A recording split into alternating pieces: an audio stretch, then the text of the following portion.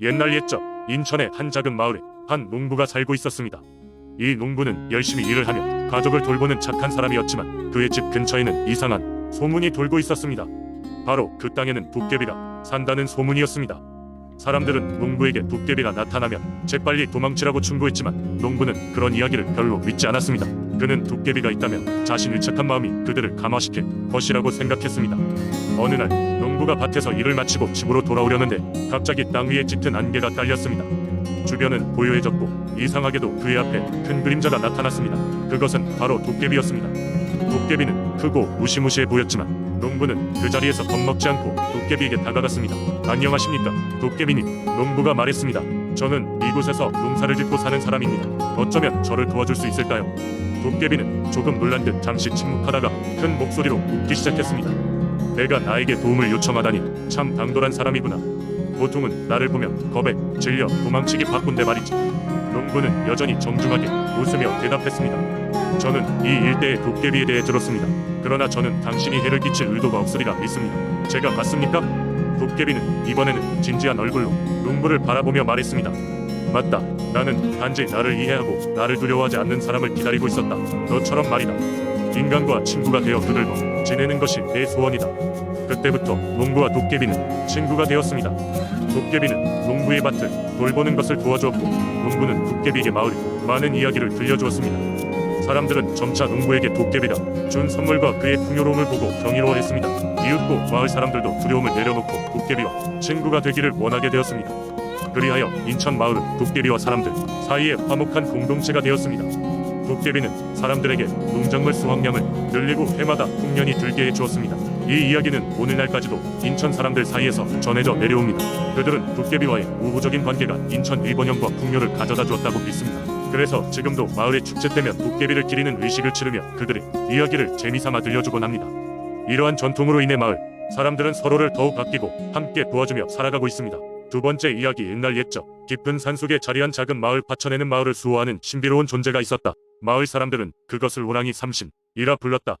호랑이 삼신은 세 마리의 강력한 호랑이의 모습을 하고 있어 그렇게 불렸는데 각각의 호랑이는 화천을 보호하고 번영을 가져오는 역할을 했다.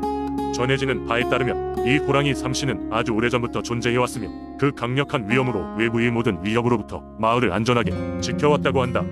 사람들은 새벽 안개가 낀 숲속에서 호랑이 삼신의 발자취 소리를 들었다고 말하곤 했다. 누구든지 그들의 기운을 잘못 건드리면 큰 재앙이 닥친다는 이야기도 있었다. 하지만 호랑이 삼신은 그저 화를 내는 신이 아니었다. 그들은 마을 사람들에게 많은 이로움을 가져다 주었다. 예를 들어 마을에서 중요한 결혼식이나 축제 가열일 때면 갑자기 하늘이 맑아지거나 풍년이 지속되었다. 사람들은 이를 호랑이 삼신의 축복이라 믿었다. 어느 여름 예년보다 긴 가뭄이 찾아왔다. 마을의 물줄기가 말라가자 사람들은 큰 근심에 빠졌다. 그들은 호랑이 삼신에게 기도를 드리기 위해 특별한 제사를 준비했다. 그 제사를 위해 마을의 지혜로운 노인이 산속 깊은 곳에 있는 삼신의 바위로 올라갔다. 전설에 따르면 그 바위는 호랑이 삼신이 세상과 교류하는 공간이었다. 노인은 간절한 마음으로 바위 앞에 앉아 긴 시간을 기도했다. 그리고 꿈속에서 세 마리의 호랑이가 나타났다. 그들은 노인을 응시하며 멸종의 위기에서 마을을 구할 방법을 알려주었다. 산의 정상에 있는 은둔의 폭포를 열어 물을 마을로 흘러들게 하라는 것이었다. 노인은 이를 마을 사람들에게 전했고 모두가 함께 힘을 합쳐 여러 날 동안 고된 작업 끝에 그 폭포에 도달할 수 있었다. 폭포를 열자 거짓말같이 맑은 샘물이 마을로 흘러들기 시작했다. 마을은 다시 활기를 되찾았고 사람들은 다시금 호랑이 삼신의 은혜에 감사하며 축제를 열었다.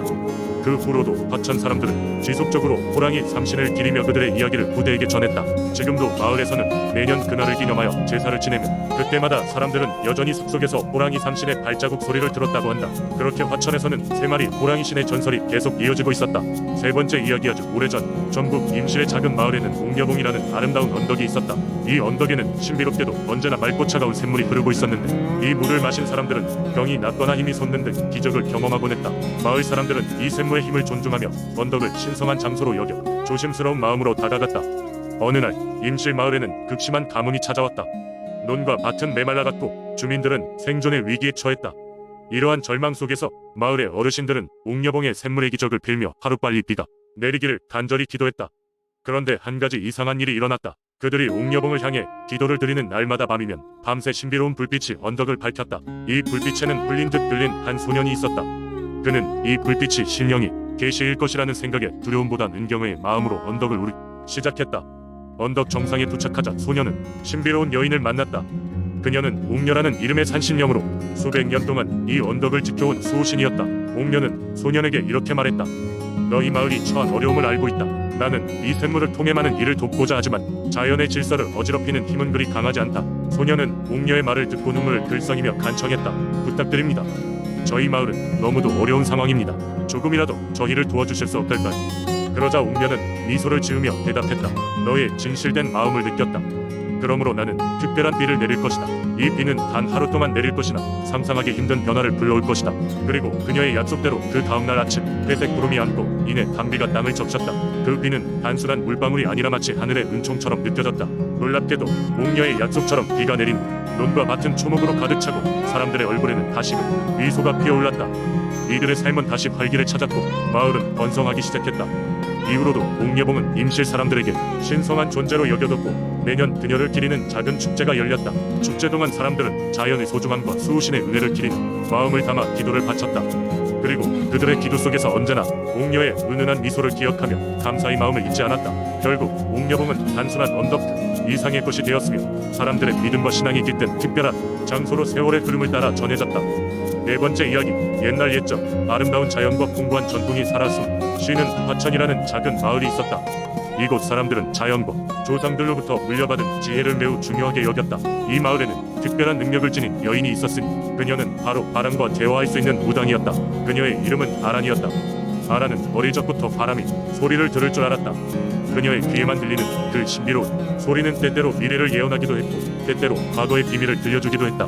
하지만 그녀는 그 능력을 숨기고 조용히 살기를 원했다. 하루는 마을에 큰 가뭄이 닥쳤다. 논과 밭이 말라가고 마을 사람들은 점점 지쳐갔다. 그러던 어느 날 마을 원로들은 다시금 폭우가 내리기를 간절히 바라며 아란을 찾아왔다. 바람의 힘을 빌려 그들을 도와달라고 부탁했다. 처음에는 거절했지만 마을 사람들의 간절한 눈빛과 그들의 고통을 더 이상 외면할 수 없던 아란은 결국 그 신비로운 능력을 사용하기로 했다. 그녀는 바람이 잘 뜨는 높은 언덕으로 올라가 모든 집중력을 모았다. 그리고는 마을 사람들에게 알리지 않고 바람에 실려오는 소리를 듣기 시작했다. 바람은 가뭄은 오래 지속되지 않을 것이라며 머지않아 큰 비가 올 것을 알렸다. 아란은 그 말을 깊이 새기고 마을로 돌아가 큰 비가 올 것임을 예언했다. 마을 사람들은 처음엔 믿지 않았지만 며칠 지나지 않아 하늘은 짙어지고 바람은 다른 지역들의 비 소식을 전해왔다. 그리 큰 비가 내리기 시작하자 마을은 다시 활기를 찾았다. 이날 이후로 아란은 마을 사람들에게 더 이상 숨길 필요가 없음을 깨달았다. 그녀의 신비로운 능력은 마을 사람들에게 서서히 수용되었고 감사와 존경을 받게 되었다. 화천 마을은 점차 번영의 길을 걷게 되었고 아란의 이야기는 많은 사람들 입을 통해 전해진다. 아란은 비록 개인적으로는 조용한 삶을 원했지만 그녀의 바람과 소통하는 능력은 이제 마을 전체에 평화와 번영을 가져다주는 상징이 되었다. 이 이야기는 화천의 민속 신앙 가운데 하나로 전해져 내려오며 자연과 조화롭게 살아가고자 하는 사람들에게 많은 교훈을 주었다. 다섯 번째 이야기. 옛날 옛적 충청북도 괴산군의 작은 마을에는 장군바위라는 이름을 가진 거대한 바위가 있었다. 마을 사람들은 이 바위를 고운 마음으로 모셨으며 바위에 얽힌 전설은 대대로 전해 내려왔다. 전해지는 바에 따르면 이 바위는 과거 큰 전쟁의 한복판에서 마을을 수호한 신비로운 장군이 변신한 것이라고 한다. 100년 전 주변 나라들이 괴산을 침략하려 하자 마을 사람들은 전쟁의 불안에 떨며 하루하루를 보내고 있었다. 그때 이름을 알 수 없는 한 젊은 장군이 나타나 목숨을 걸고 그들을 지키겠다고 약속했다. 장군은 전형적인 인간 이상 위인과 지혜를 가지고 있었다. 그는 지형을 활용한 전술로 적군의 접근을 막았고 사람들에게 용기를 불어넣는 연설로 모두를 결집시켰다. 가장 치열한 전투가 벌어지던 날 장군은 적의 대군을 이끌고 오는 장수를 발견하고 필사적으로 맞서 싸웠다. 그 과정에서 장군은 중상을 입었지만 결국 적군의 장수를 물리치고 마을의 평화를 지켜냈다. 그날 밤 젊은 장군은 자신의 임무를 완수했음을 알고 조용히 마을을 떠났다. 이튿날 아침 마을 사람들은 놀라운 광경을 목격했다. 장군이 사라진 자리에는 거대한 바위가 나타났고 그 형상은 마치 장군이 말을 하고 있는 모습처럼 보였다. 사람들은 장군이 스스로 마을을 수호하는 수호신이 되었다고 믿고 이 바위를 장군바위라고 부르며 신성시했다. 이후 마을은 다시금 평화로운 나날을 맞았고 장군바위는 마을의 거룩한 상징으로서 사람들에게 평화와 안정을 가져다주는 존재로 자리 잡았다. 또한 오래된 전쟁에서 고생한 조상들의 기억을 기리며 마을 사람들은 매년 장군바위 앞에서 감사의 축제를 열었다. 괴산의 장군바위는 그 자체로 마을의 심장과도 같은 존재였다. 바위는 하늘 높이 솟아 있었고 사람들은 바위를 바라볼 때마다 장군의 희생과 용기를 떠올리며 자신들도 그에 부끄럽지 않은 삶을 살겠다고 다짐했다. 그리고 지금도 장군바위를 바라보며 마을 사람들은 마음의 위안을 찾고 새로 맞이하는 각각의 날에 감사함을 느낀다. 이렇듯 장군바위의 전설은 괴산의 오랜 민속신앙 속에 깊이 스며들어 세대를 넘어 사람들이 가슴 속에 살아가고 있다.